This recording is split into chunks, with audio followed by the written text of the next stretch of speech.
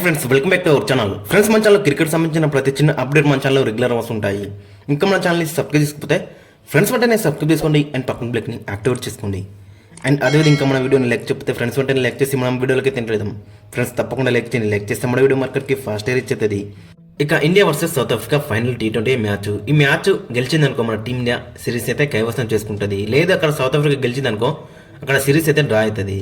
So ఓవరాల్గా చూసుకుంటే మరి ఈ మ్యాచ్ కూడా మరి సిరీస్ డిసైడెడ్ మ్యాచ్ అని చెప్పుకోవచ్చు. మరి చాలా ఇంట్రెస్టింగ్గా ఉండబోతుంది.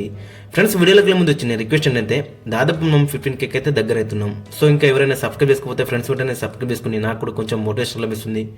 మరొన్న వీడియోస్ ఇంటర్నెట్ పెట్టి ఇంట్రెస్టింగ్గా చేయబోతుంది. సో కాబట్టి ఖచ్చితంగా సబ్స్క్రైబ్ చేసుకోండి అండ్ పక్కన బ్లెక్ని యాక్టివేట్ చేసుకోండి. ఇక ఈ మ్యాచ్ వచ్చేసి అక్కడ జోహానెస్బర్గ్లో జరగబోతుంది. జోహానెస్బర్గ్ అంటేనే సౌత్ ఆఫ్రికాలో one of the best wicket అని చెప్పుకోవచ్చు. మరి చాలా హై స్కోరింగ్ మ్యాచెస్ అయితే మనం ఇక్కడ చూస్తాం. అండ్ పేస్ బౌలర్లో కూడా లిటిల్ బిట్ అయితే హెల్ప్ అవుతుంటుంది.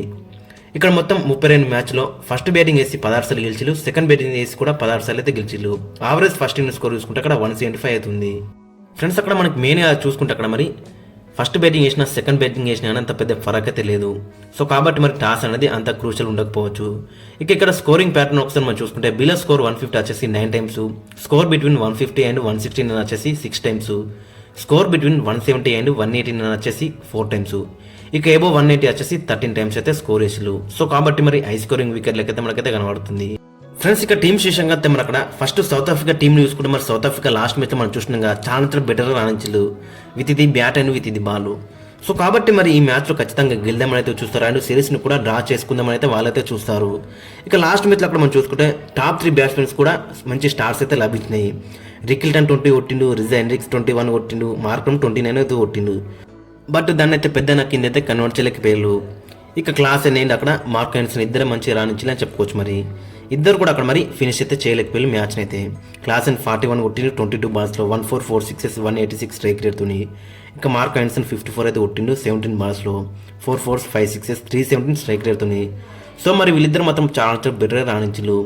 ఇక బౌలింగ్లో కూడా అక్కడ మార్క్ హెన్సన్ మంచిగా రాణించిండు. అండ్ అదేవిధంగా అక్కడ చూసుకుంటే కేశవ్ మహారాజ్ కూడా మంచిగా రాణించిండు, సిమ్లానర్ కూడా మంచిగా రాణించిండు. బట్ గిరల్ కోర్జే మాత్రం టూ మచ్ ఎక్స్పెన్సివ్గా ప్రూవ్ అయ్యిండు. సో కాబట్టి మరి బౌలింగ్లో కొంచెం వీళ్ళకైతే ప్రాబ్లం అయితే మనకైతే కనబడుతుంది. సో మరి ఈ మ్యాచ్లో ఏ విధంగా రెక్టిఫై చేసుకుంటారు అనేది చాలా ఇంట్రెస్టింగ్ కనబడుతుంది. ఇక ఫైనల్ లెవెల్ యొక్క ప్లేయింగ్ లైన్ అక్కడ మనం చూసుకుంటే Reeza Hendricks and Ryan Rickelton ఓపెనింగ్లో బరిలోకి దిగుతారు.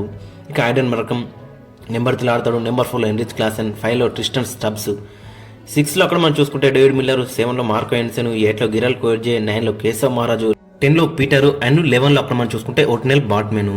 సో అక్కడ మరి ఇవి రెండు చేంజెస్ చేసే అవకాశం అయితే మనకు కనిపిస్తుంది. పీటర్ అక్కడ మరి అక్కడ సింబలానా ప్లేస్లో వస్తాడు అండ్ ఓటనల్ బాట్మెన్ అక్కడ సింపాలా ప్లేస్లో అయితే వచ్చే ఛాన్స్ అయితే మనకి కనబడుతుంది. ఇక మరైపు టీమిండియాలో చూసుకుంటే మరి టీమిండియా కూడా మరి బ్యాక్ టు బ్యాక్ మ్యాచెస్లో బ్యాటింగ్ మొత్తం కొలాప్స్ అయింది. ఫస్ట్ మ్యాచ్లో సంజు సామ్సన్ మంచి రానిచ్చిండు, సెకండ్ మ్యాచ్కి వచ్చేసరికి అందరు కూడా డిసప్పాయింట్ చేసిళ్ళు. ఇక థర్డ్ మ్యాచ్కి వచ్చేసరికి అక్కడ తిలక్ వర్మ అండ్ అభిషేక్ శర్మ మినేస్తే మరి ఎవరి దగ్గర నుంచి కూడా అంత మంచి నాక్స్ అయితే మనకైతే కనబడలేవు. సో లాస్ట్లో ఇక చిన్న క్యాంప్ అక్కడ రమన్దీప్ సింగ్ దగ్గర నుంచి కూడా కొంచెం మనకైతే మంచిగా కనబడేది.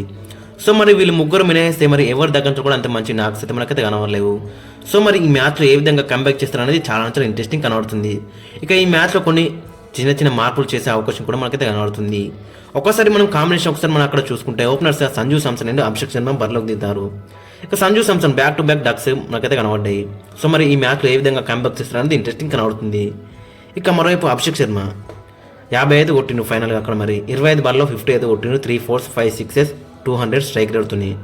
ఇక ఈ మ్యాచ్లో కూడా మరి మరో పెద్ద ఇన్నింగ్స్ అయితే మనమైతే ఎక్స్పెక్ట్ చేస్తున్నాం అక్కడ అభిషేక్ శర్మ దగ్గంచాలి. సో మరి ఏ విధంగా కన్సిస్టెంట్గా రాణిస్తారు అనేది మనకి చాలా ఇంట్రెస్టింగ్ కనబడుతుంది.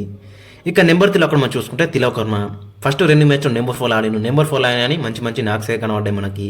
ఇక నెంబర్ 3కి వచ్చేసరికి అక్కడ 107 అయితే కొట్టింది మరి. సో మళ్ళీ అక్కడ తిలక్ వర్మ నెంబర్ 3లోనే కొనసాగే ఛాన్స్ అయితే మనకి 100% కనబడుతుంది. లాస్ట్ మ్యాచ్లో 107 కొట్టిండు 56 బాల్స్లో, 8 4s 7 6s 191 స్ట్రైక్ రేట్తోని. సో ఈ మ్యాచ్లో కూడా మరి అదే పర్ఫార్మెన్స్ని కంటిన్యూ చేస్తే మాత్రం చాలా బెటర్ అయితే ఉంటుంది.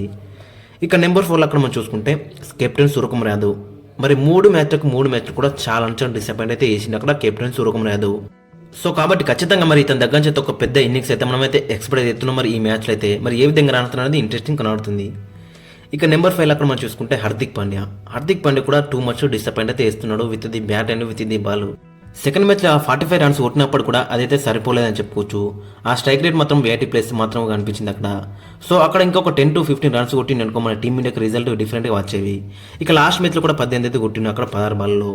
ఇక బౌలింగ్లో కూడా మరి చాలా ఎక్స్పెన్సివ్ అయితే ప్రూవ్ అయింది. ఒక వికెట్ వేసినప్పుడు కూడా టూ మచ్ రన్స్ అయితే లీక్ చేసిండు. సో మరి ఈ మ్యాచ్లో ఏ విధంగా కంబ్యాక్ చేస్తారనేది ఇంట్రెస్టింగ్ కనబడుతుంది. ఇక నెంబర్ 6లో అక్కడ మనం చూసుకుంటే రింకు సింగ్ గారు, జితేష్ శర్మ. మరి అసలు రింకు సింగ్ అయితే 3 మ్యాచ్లు కూడా ఒక్క బాల్ కూడా కనెక్ట్ అయితే లేదు. సో కాబట్టి ఖచ్చితంగా మరి అవుట్ ఆఫ్ ఫామ్లో ఉన్నాడని చెప్పుకోవచ్చు. మరి ఇతని ప్లేస్లో జితేష్ శర్మకి ఛాన్స్ అయితే బెటర్ అయితే ఉంటుంది. మరి చూడాలి టీమ్ మేనేజ్మెంట్ ఎలాంటి నిర్ణయం తీసుకుంటుంది అక్కడ.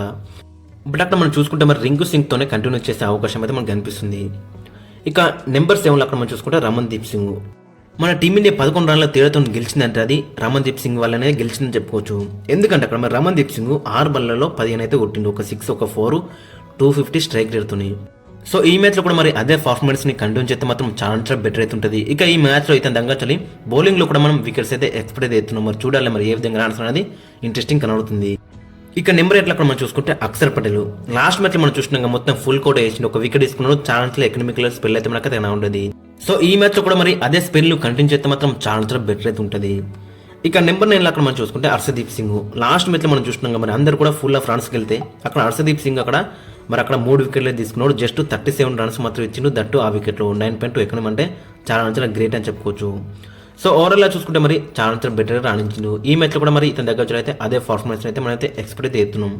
ఇక్కడ మన టీంలో కూడా సెకండ్ హైయెస్ట్ వికెట్ టేకర్ అని చెప్పుకోవచ్చు అక్కడ హర్షదీప్ సింగ్. ఇక నెంబర్ 10లో అక్కడ మనం చూసుకుంటే వరుణ్ చక్రవర్తి, రవి బిష్ణోయ్. మరి వీళ్ళిద్దరిలో ఎవరికైనా ఒకరికి ఛాన్స్ రావచ్చు. ఎందుకంటే మనం లాస్ట్ మ్యాచ్లో చూసినాం మరి 219 మనోళ్ళు కొట్టిలు కాబట్టి అక్కడ మరి మనోళ్ళు గెలిచిలని చెప్పుకోవచ్చు. లేదు అక్కడ 180 ఉందనుకో మనోళ్ళు డిఫెండ్ చేసుకోవడం చాలా కష్టం అని చెప్పుకోవచ్చు. సో కాబట్టి మరి 3వ ఫాస్ట్ బౌలర్ని తీసుకుంటే బెటర్ అయితే ఉంటుంది మరి ఈ మ్యాచ్లో. సో అక్కడ మరి వరుణ్ చక్రవర్తి ప్లేస్లో తీసుకెళ్తారా లేదంటే రవి బిష్ణోయ్ ప్లేస్లో తీసుకెళ్తారా అనేది చూడాలి అక్కడ ఎస్ దయాల్ని. ఇంకా ఫైనల్గా ప్లేయింగ్ లెవెన్ ఒకసారి మనం చూసుకుంటే అభిషేక్ శర్మ, సంజు శాంసన్ ఓపెనింగ్లో బరిలోకి దిగుతారు. ఇక నెంబర్ 3లో అక్కడ మనం చూసుకుంటే తిలక్ వర్మ, నెంబర్ 4లో captain Suryakumar Yadav, number 5 Hardik Pandya, number 6లో రింకు సింగ్ గారు, జితేష్ శర్మ, నెంబర్ 7లో రమణ్దీప్ సింగ్, నెంబర్ 8లో అక్షర్ పటేల్, నెంబర్ 9లో హర్షదీప్ సింగ్, నెంబర్ 10లో ఎస్ దయాలు, నెంబర్ 11లో వరుణ్ చక్రవర్తి, రవి బిష్ణోయ్. ఓవరాల్ కాంబినేషన్ చూసుకుంటే మాత్రం చాలా డెడ్లీగా అయితే మనకైతే కనబడుతుంది. ఫ్రెండ్స్ అక్కడ ఖచ్చితంగా అక్కడ థర్డ్ సిమ్మర్ను తీసుకొచ్చే ఛాన్స్ అయితే మనకైతే కనబడుతుంది. ఇన్ ప్లస్ ఆఫ్ అక్కడ 1 spinner Varun Chakravarthy, Ravi Bishnoi. So overall చూసుకుంటే మరి అక్కడ చాలా బెటర్ అయితే కనబడుతుంది కాంబినేషన్. బట్ అక్కడ మనం మెయిన్గా చూసుకుంటే మరి మన బ్యాటర్స్ దగ్గర నుంచి అయితే మంచి నాక్స్ అయితే రావాలి. ముఖ్యంగా అక్కడ మనం చూసుకుంటే సూర్యకుమార్ యాదవ్ కానీ, సంజు శాంసన్ కానీ, అండ్ అదే ఇంకా అక్కడ చూసుకుంటే హార్దిక్ పాండ్యా కానీ, వీళ్ళు ముగ్గురు కూడా చాలా డిసప్పాయింట్ దేశీయులు. సో కాబట్టి ఖచ్చితంగా మరి వీళ్ళ ముగ్గురు దగ్గర నుంచి అయితే బిగ్ నాక్స్ అయితే మనం అయితే ఎక్స్పెక్ట్ అవుతున్నాం ఈ మ్యాచ్లో. మరి ఏ విధంగా రాస్తారు అనేది చాలా ఇంట్రెస్టింగ్ కనబడుతుంది. ఫ్రెండ్స్ మరి మీ యొక్క ఒపీనియన్ అయితే కింద కామెంట్స్కి అయితే మెన్షన్ చేయండి. అండ్ మీ యొక్క ప్లేయింగ్ లెవెన్ కూడా కింద కామెంట్స్కి అయితే మెన్షన్ చేయండి.